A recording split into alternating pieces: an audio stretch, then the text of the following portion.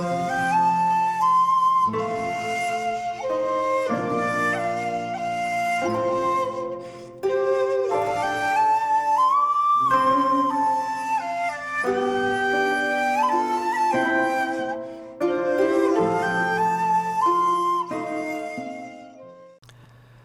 there, this is Solitary Ronan from Solitary Ronan Films, and welcome to another double take. And today's double take features two perhaps forgotten Disney films from the early 2000s. 2001's Atlantis, The Lost Empire, and 2002 Treasure Planet.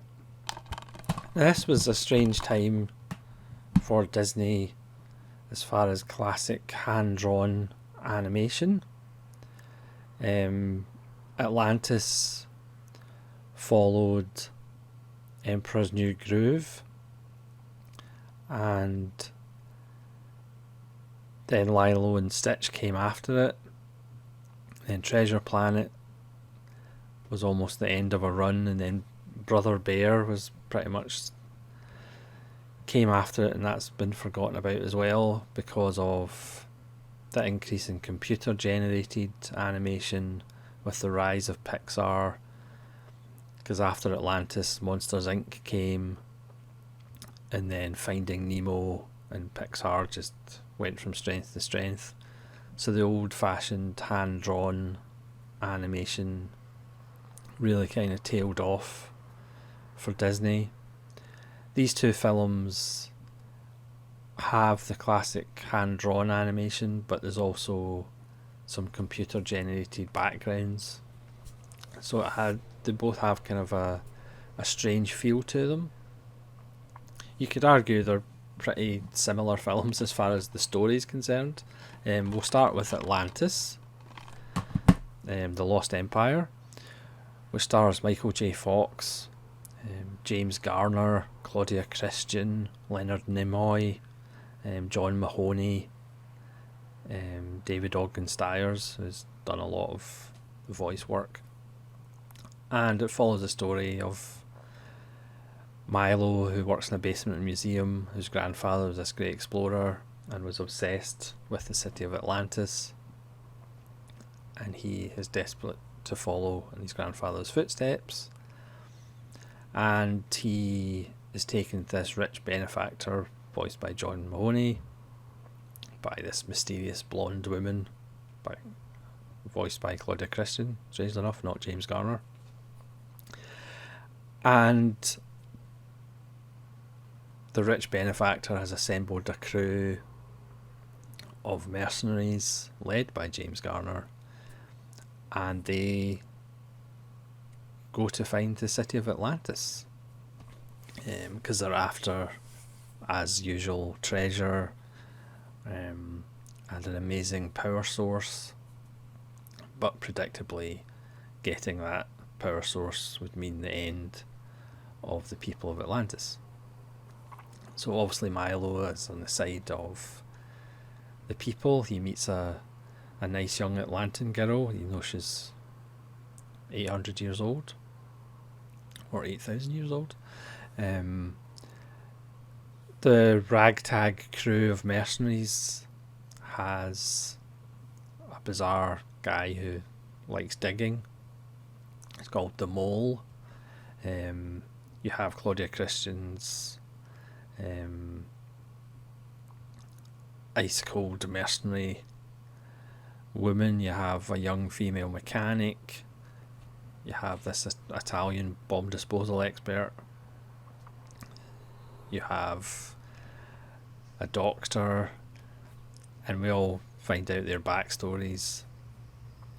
And obviously they go through lots of scrapes, lots of adventures, and then we find the real reason why they're there, and the ensuing fight for survival and to save Atlantis. It's a nice wee film. It does deserve a second look. Michael J. Fox is his wonderful, spunky self. It's a rip-roaring adventure. Both these films are about an hour and a half, and they pretty much go hell for leather the whole time. They just kick off and they just start. There's no real down moments. It's just hightailing for adventure all the way through, and I kind of like the fact that in Atlantis the hero actually stays, because usually in a lot of these films there's some mechanism that means the hero can't actually stay and has to return to his own time or his own planet or his own world. Again, the Jungle Book, why would you go to live with humans when you can live in the jungle with talking animals?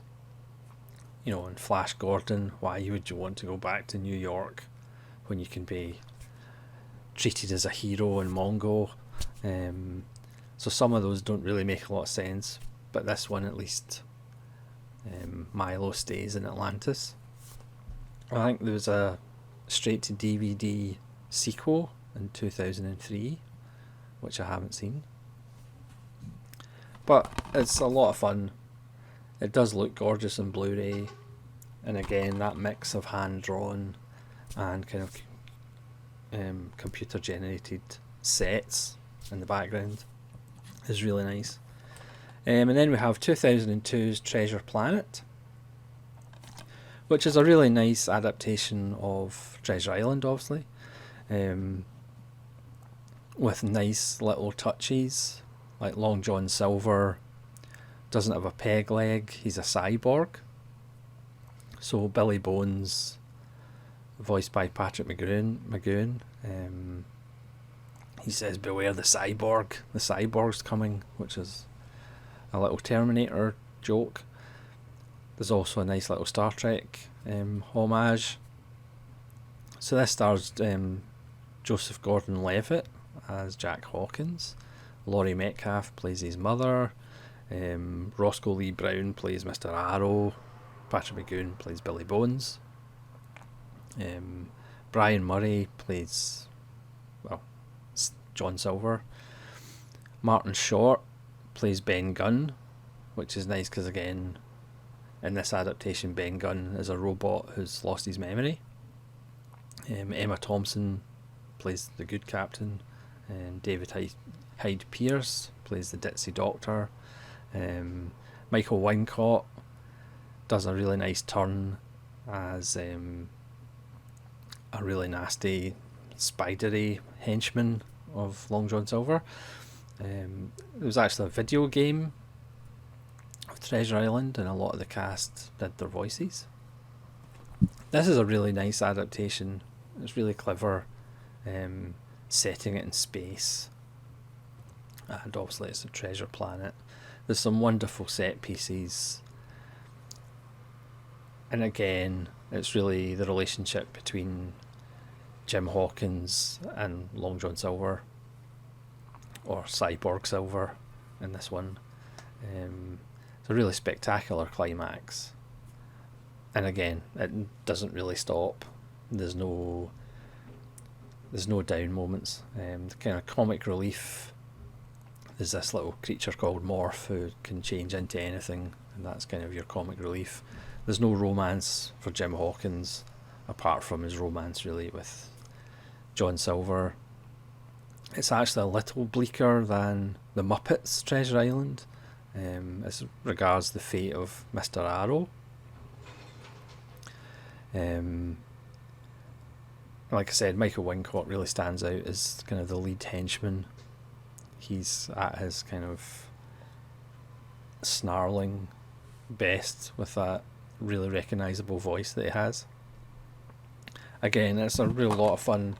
It's an hour and a half too. And I think these two films have kind of been forgotten about, but they do deserve a second look, especially in Blu-ray, because they both look really good on high definition.